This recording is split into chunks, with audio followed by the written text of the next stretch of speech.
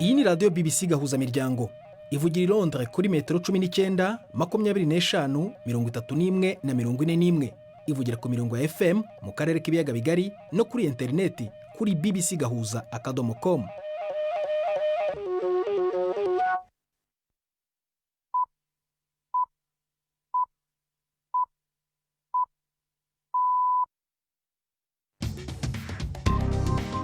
Ubu ni saa 10:30 ku isaha mpuzamahanga ya GMT, ni saa 12:30 ku masaha yo mu Rwanda no mu Burundi.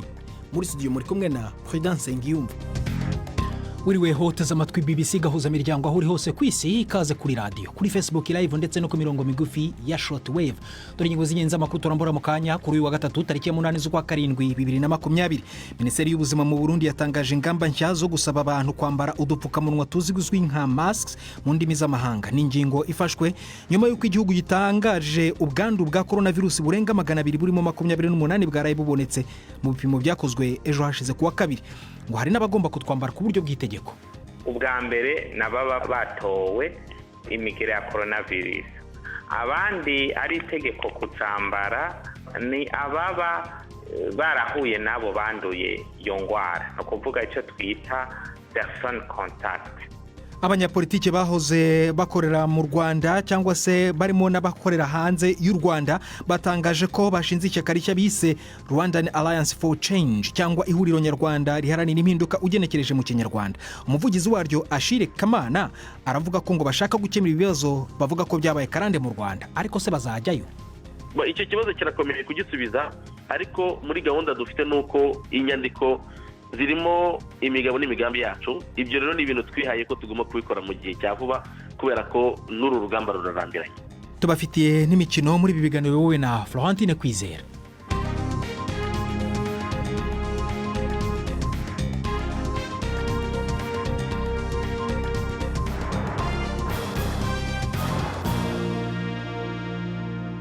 Ibyo byose ndetse n'ibindi bikubiye muri aya makuru turabirambura mu kanya, nyuma yuko Jacques Nitegeka abagezaho andi makuru y'ingenzi avugwa ku isi, arabagezaho ari mu rugo. Jacques, ijambo ni ryawe. Umuryango w'abibumbye uravuga ko amashami yawo afasha abari mu kaga adafite amafaranga n'ibikoresho ahagije mu kurwanya inzara yugarije abaturage ba Yemen. Umuyobozi mukuru muri ONU ushinzwe imfashanyo Rize Grande yavuze ko ibintu bimeze nabi cyane ku buryo imiryango iri mu kaga kurusha iyindi iri hafi guhitanwa n'inzara. Igwa ry'agaciro k'ifaranga ryo muri icyo gihugu ryatumye igiciro cy'ibiribwa by'ibanze kizamukaho 30% mu byumweru bike bishize. Rize Grande avuga ko amahanga atari mu guha ONU inkunga nk'uko yari asanzwe abikora, iyo ngo ikaba hari impamvu bishobora kuba ngombwa ko ihagarika peteroli na lisansi yahaga ibitaro n'ahantu hasukurirwa amazi. Muri Hong Kong hafunguwe ibiro bikuru bishya bya leta bishinzwe umutekano. Abazabikoreramo bazaba bafite ububasha buri hejuru y'amategeko yo muri iyo ntara agenga itabwa muri yombi ry'abantu bashinjwa ibyaha byo gushaka kwiyomora ku butegetsi, nk'ibyo gusaba ko iyo ntara yigenga cyangwa yongererwa ububasha bwo kwiyobora. Ni inkuru ya Steven McDonald mugezweho na Robert Patrick Misigaro. Mu muhango wo kugurura ibiro bishasha by'abakozi bajejwe iperereza rya leta, umukuru w'umujyi Kari yavuze ko iki ari igikorwa kigiye mu mateka kandi ko abakozi bo mu iperereza mu Bushinwa bazobangira akamaro mu gikorwa cyo gutekanya Hong Kong. Hakurikijwe itegeko rishasha ritavugwa ko rumwe na bose, imigwi y'abajejwe umutekano ubu irarekuriwe gukorera i Hong Kong atagwego na rumwe bigenzura kandi ataho yimiriwe. Abo bakozi bashasha bajejwe iperereza ntibashobora guhagarikwa canke ngo babazwe ibibazo n'abapolisi canke urundi rwego, bakaba kandi barikuriwe gufata abakekwa kugumura abandi bakabajana hakurya y'urubibe mu Bushinwa, aho bazociribwa imanza mu masentare agenzurwa n'umugambwe wa gikomunista.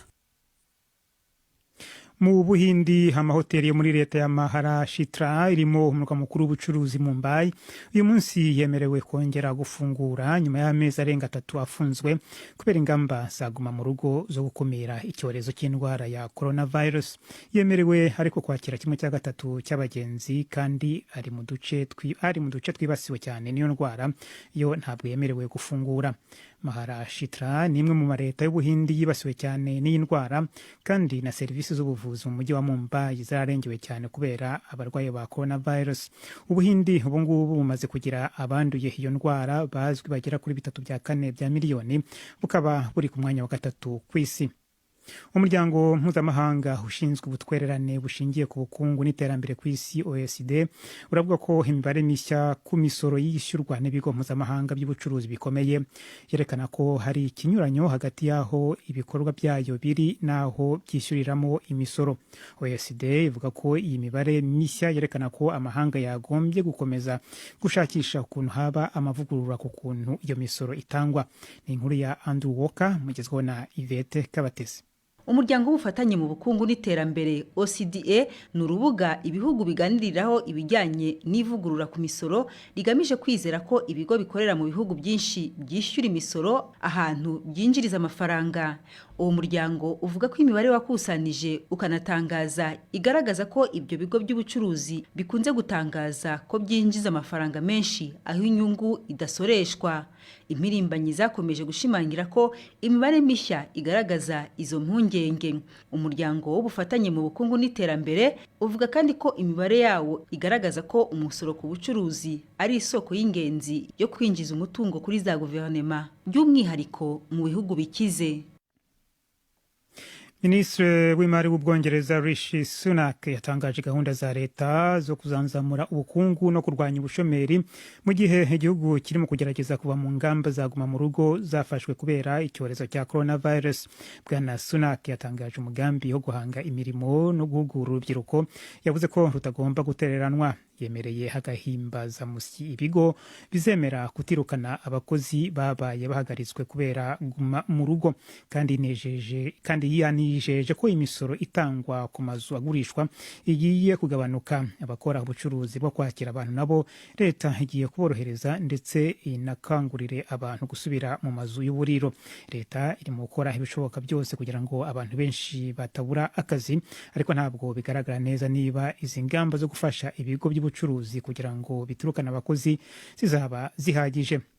Igipolisi cyo muri Ethiopia kiravuga ko abantu 180 baguye mu myigaragambyo irimo urugomo yabaye mu cyumweru gishize nyuma y'iyicwa ry'umuhanzi wari icyamamare Hasharu Hundessa.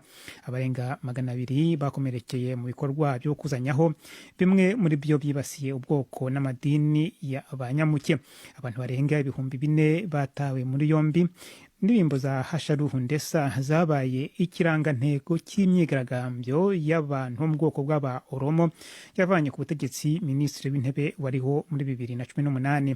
Internet isa nkaho yose ihagaritswe kuva uwo muririmbyi yakwicwa. Ibigo 3 bya televiziyo birimo gukorwaho iperereza bishinjwa guhembera amacakubiri ashingiye ku moko. Pardon. Urakoze Jacques Nitegeka kuri ayo makuru watugezagaho uri mu rugo. Ayandi ni mukanya ku buryo burambuye.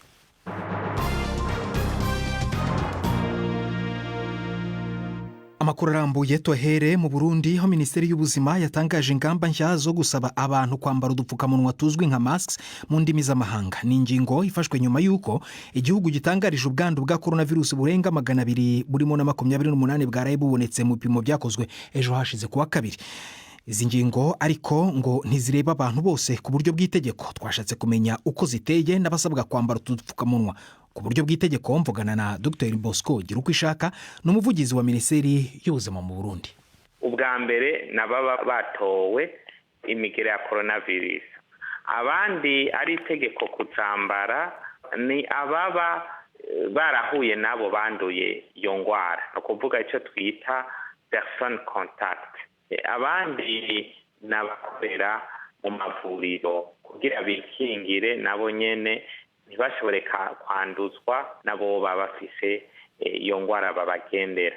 Abandi nabo nyene bazambara nk'itegeko n'ababa bituye ivyo bitaro, abashobora kuba bakorora bakagira n'ibicurane, abo turabasaba ko nabo nyene bazambara nk'itegeko. Abandi nabo duhanura kuzambara n'abantu baba bari mu bibanza bihuriramwo abantu benshi, si itegeko ariko turabahanura ko ababishoboye bogerageza kuzambara. Tugenda turafata ingingo bivanye n'igihe tuba tugezemo, tukabona abashobora kuba bafite iyo ngwara ingene bangana n'aho baherereye. Abanduye se ahubwo bemerewe kujya ahagaragara cyangwa bajya mu kato k'iminsi 14? Ntibaja ahagaragara, mugabo aho bari barasabwa kuzambara, kuko murazi ibyo ari byo byose naho baba bari ahantu habonyene hariho abagerageza kubafasha. Nimba bari kwa muganga, abaganga baragenda kubavura. Urumva nabo nyene muri ico gihe naho umuganga aba yambaye nawe turamusaba kuyambara. Hariho abamuzanira ibifungurwa, nico gituma tumusaba nawe nyene ko ayambara nk'itegeko. Abo ngabo bari mu ruhame ko bo muvuga ko atari itegeko kwambara utudupfukamunwa, nta mpungenge mufite ko ahubwo ari bo bashobora gukongeza uyu mugera, cyane cyane nk'abariya baba bafite ubwandu ariko batabizi? Nta mpungenge muri uno mwanya tufise cyane, tufatiye ku rugero iyo ngwara iriko ngaha mu gihugu cacu, kuko murabona dufatiye kuri irisekeza twatanguye, tumaze gupima abantu tugasanga ku bantu bashika 640 n'abantu bashika 28 bafise iyo ngwara gusa, ni bice byababa 4 kwijana. Urugero si runiniya cyane ku buryo tubona ko ari abantu benshi bashobora kuba batemberana iyo ngwara. Mufite udupfukamunwa duhagije mu gihugu ku buryo abo mushaka ko batwambara bose, cyane cyane abo ngabo mwavuze by'uburyo bw'itegeko, batubona ku buryo bworoshye? Ubupfukamunwa mu gihugu burahari ku rugero rushimishije, ndetse ubu hakaba hariho n'abarundi batandukanye batanguye gufata ingingo zitandukanye kugira bashobore kubukora, kugira bushobore gufasha abo bukenera bose. Muramutse mugize nk'ikibazo cy'ubwiyongere bw'ubwandu, mufite ubushobozi buhagije ku bitaro bitandukanye mu gihugu ku buryo hari nk'abakeneye kurwazwa bikomeye babona ubuvuzi? Iby'ukuri nta ngorane kuri icyo dufise, kuko ibitaro byose byarasabwe gushobora kwakira abashobora kuba bagwaye iyo ngwara uravye mu gihugu cyose. Mu gihe kandi ko hariho abashobora kuba banduye iyo ngwara atabimenyetso bafise, bashobora gukurikiranirwa mu mihana yabo, mu gihe tuba tubona ko bashobora gukurikiza impanuro atangorane, tukabandanya tubakurikirana. Dr. Bosco Girukishaka, umuvugizi wa Minisiteri y'Ubuzima mu Burundi.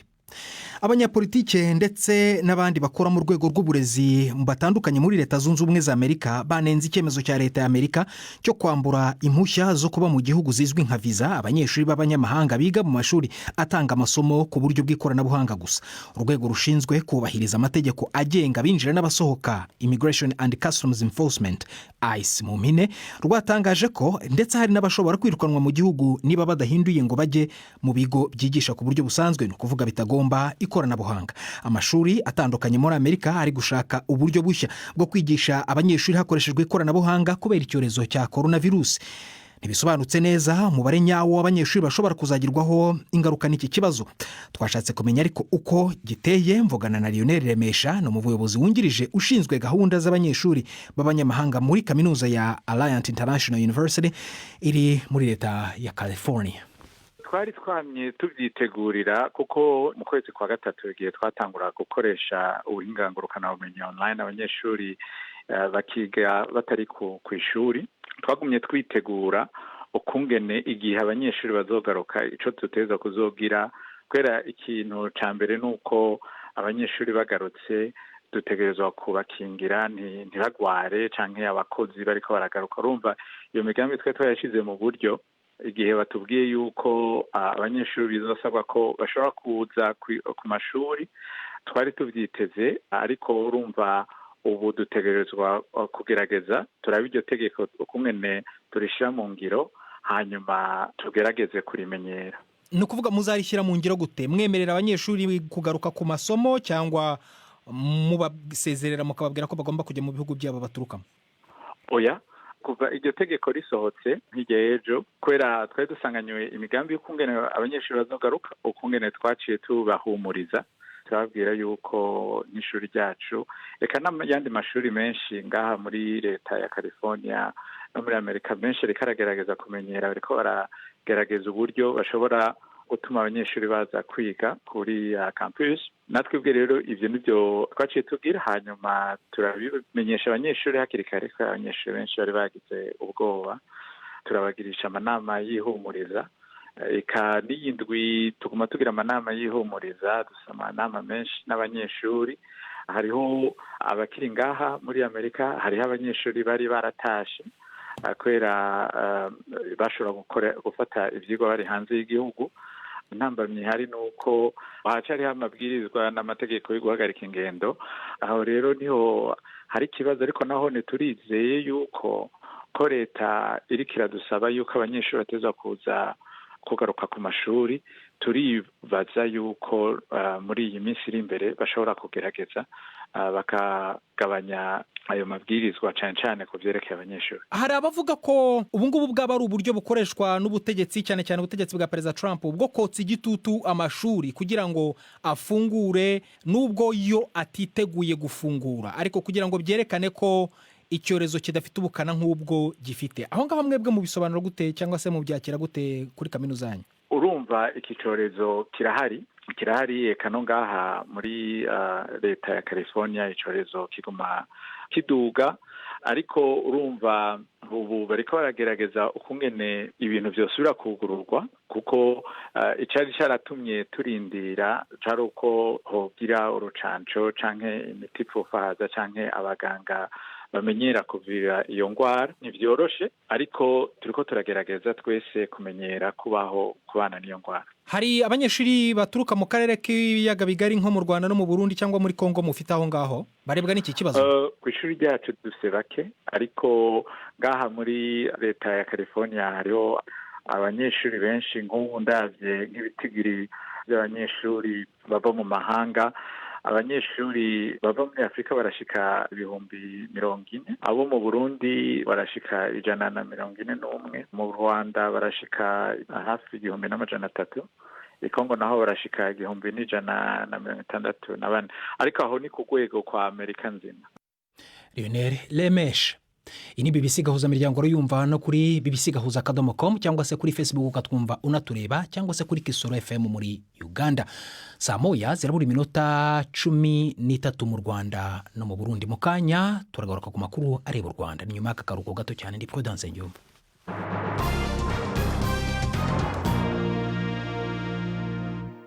Niba uri mu karere ka Afurika y'Uburasirazuba, ushobora kuba umwe mu bantu babarirwa mu bihumbi bashobora kuba bagiye kubona uburyo bw'ikoranabuhanga rya interinete nyuma y'itangizwa rya serivisi nshya zizatuma interinete ikoreshwa mu buryo butuma iboneka byoroshye.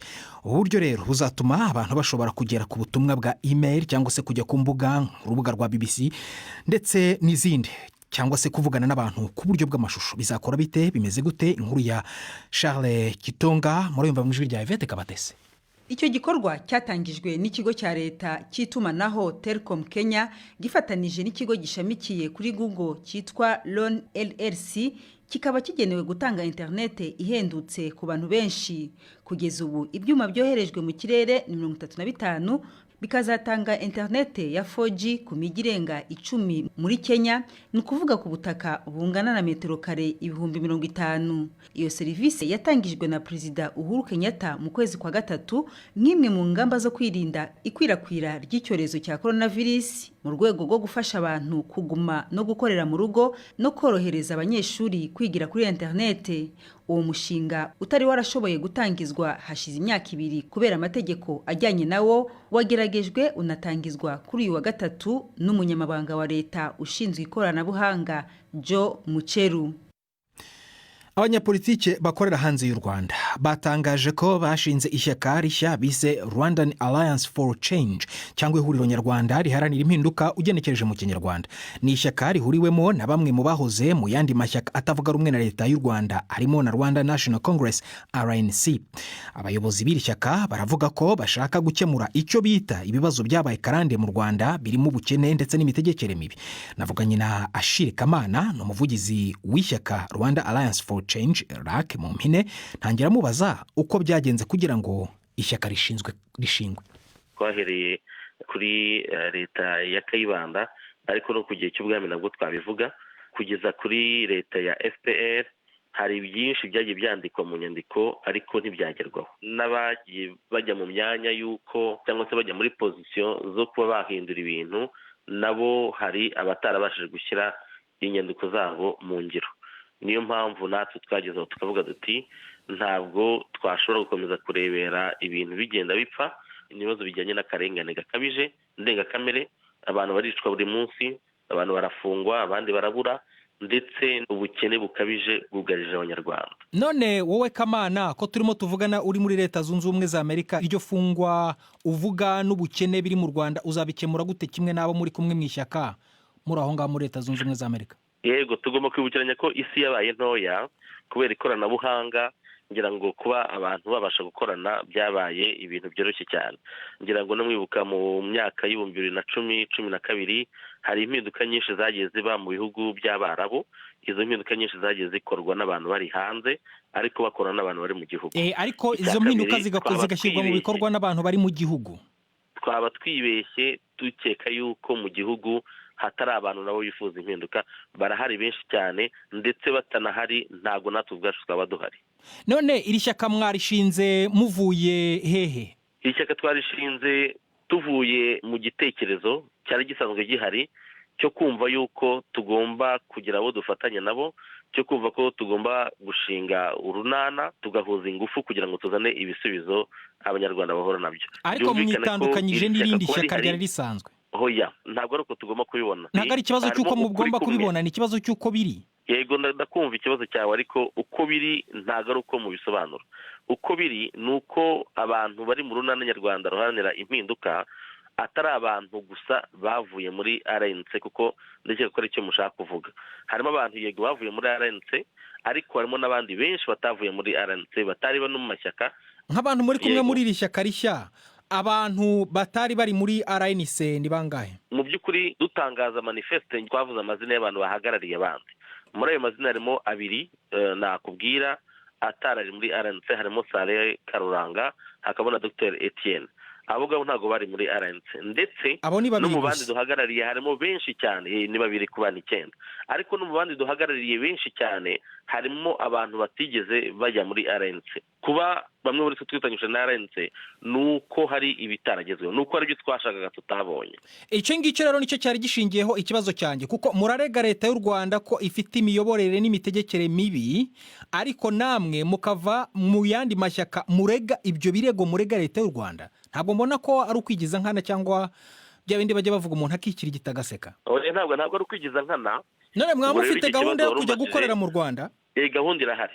Muzajya mu Rwanda ryari? Icyo kibazo kirakomeye kugisubiza, ariko muri gahunda dufite nuko inyandiko zirimo imigabo n'imigambi yacu. Ibyo rero ni ibintu twihaye ko tugomba kubikora mu gihe cya vuba, kubera ko n'uru rugamba rurarambiranye.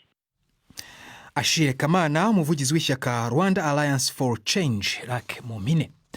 Reka noneho mbararikire ikinamico urunana. Ariko mbere kujya ku runana, reka mbanze mbagezaho indi nkuru yerekeye u Rwanda, kuko urubanza rwa Major Calixte Nsabimana uzwi ku izina ry'irihimbano rya Sankara rwongeye gusubikwa kuri uyu wa gatatu. Urukiko ruvuga ko byatewe n'uko uruhande rumwe mu baburana rutashoboye kuboneka. Abashinjacyaha ngo nibo batabonetse kuko bari bafite urundi rubanza rwagombaga kubera mu murwa mukuru Kigali. Urubanza rero rukoba rwarakomeje gusubikwa ahanini ku mpamvu zifitanye isano n'icyorezo cya COVID-19. Bwana Nsabimana uregwa ibyaha birimo n'iterabwoba ndetse no guhungabanya umutekano w'igihugu afungiwe mu Rwanda. Ni inkuru irambuye tubaza umunyamakuru wacu Jean Claude Mwambutse. Ubwanditsi bw'urukiko nibwo bwamenyesheje iki cyemezo kuko inteko y'abacamanza itageze mu cyumba cy'iburanisha. Kuri iyi nshuro ubushinjacyaha nibwo butabonetse mu gihe izindi mpande ziburana ngo zari ziteguye. Abashinjacyaha ngo bamenyesheje ku munota wa nyuma ko bafite urundi rubanza mu rukiko rw'ubujurire kandi rukaba rusumba uru ruburanisha Sankara. Iyi yari ibaye inshuro ya gatatu urubanza rusubikwa ku buryo bwikurikiranya. Ku nshuro ya mbere urubanza rwasibijwe n'icyorezo cya COVID cyari cyadutse. Inshuro ya kabiri bwo umucamanza ategeka isubikwa kuko baregera irishyi bari mu karere ka Rusizi batashoboraga kubona uburyo bw'ikoranabuhanga rya Skype ryiyambazwa muri iki gihe mu manza. Uru rubanza rusubitswe mu gihe Sankara yari mu minsi ye yo kwiregura. Ubwo yatangiraga kwiregura, Sankara yemeye ibyaha muri rusange ndetse anasaba imbabazi, gusa ahakana uruhare rutaziguye mu bikorwa by'ubwicanyi biregwa umutwe wa FLN yari abereye umuvugizi ndetse no kugira uruhare mu ishingwa ryawo. Kaze Sankara aregwa ibyaha 17 birimo iterabwoba, guhungabanya umutekano w'igihugu no gukorana n'ibihugu by'amahanga hagamijwe guhungabanya ubutegetsi bw'u Rwanda. Ibyaha aregwa bifitanye isano n'ibitero byavuzwe mu majyepfo y'u Rwanda mu mwaka wa 2018. Ubutegetsi bw'u Rwanda bukavuga ko byaturukaga ku butaka bw'u Burundi. Icyo gihe Kaze Sankara wavugaga ko afite ipeti rya majoro niwe wumvikanye yigamba ko ibitero byagabwaga n'uyu mutwe yarabereye umuvugizi. Ibi byaha aryozwa birimo abaturage bishwe, imitungo yasahuwe cyangwa iyangijwe. Yatawe muri yombi mu ntangiriro z'umwaka ushize mu buryo bwakomeje kugirwa ibanga. Ubutegetsi bw'u Rwanda buvuga ko ibi bitero byari by'iterabwoba kandi ko byari bifite ibihugu by'akarere bibiri inyuma. Ubwanditsi bw'urukiko bwatangaje ko uru rubanza ruzakomeza ku wa mbere, noneho nta gisibya kuko impamvu zose zakuwe mu nzira. Jean-Claude Mwambutsa, BBC Gahuzamiryango, i Nyanza mu majyepfo y'u Rwanda.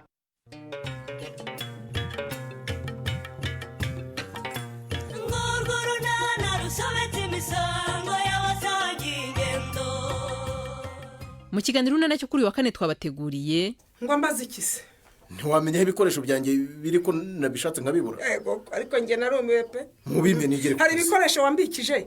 Yewe. Ariko se ko nkubajije niba hari aho wabibonye, aho rwo nkubwiye ko nabikubikije Nyiramari. Jya kubibaza inshoboke yawe Nadine Stephen. Jya kubibaza utundira imitungo yanjye uyishyira.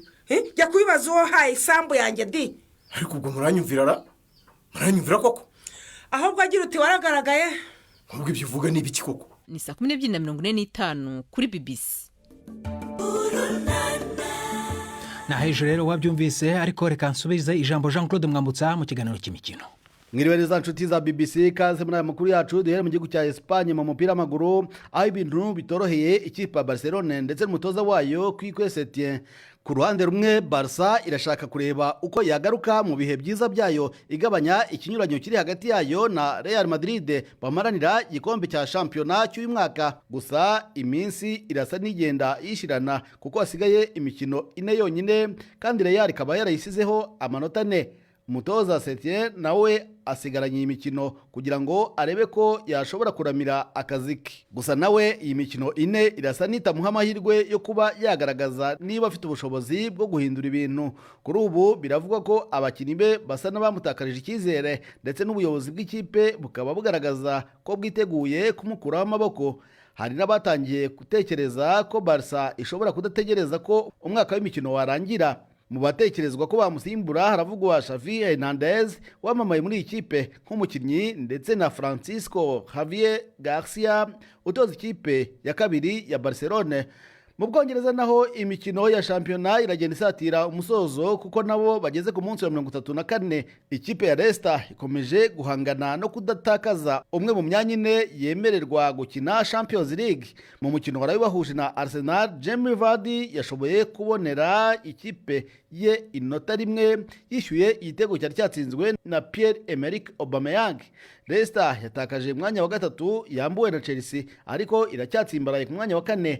Gusa ishobora kotswa igitutu na Manchester United mu gihe yashobora gutsinda umukino wayo w'umunsi 34 ugomba kuyihuza na Aston Villa. Ikipe ya Watford yabaye nk'igabanya igitutu itsinda Norwich ibitego 2-1 byatumye izamuka gato ikitaza amakipe ari munsi y'umurongo utukura.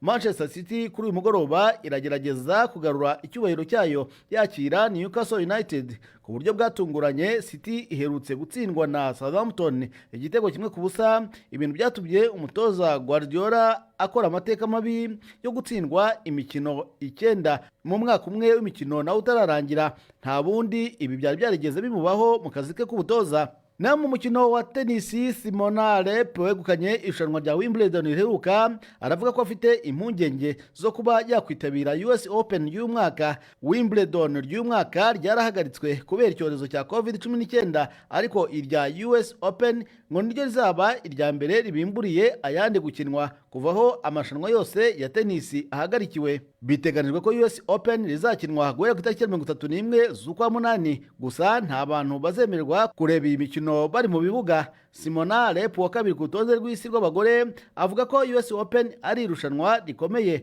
ariko ko afite ubwoba bwo kuryitabira mu gihe hakiriho impungenge z'icyago cya coronavirus.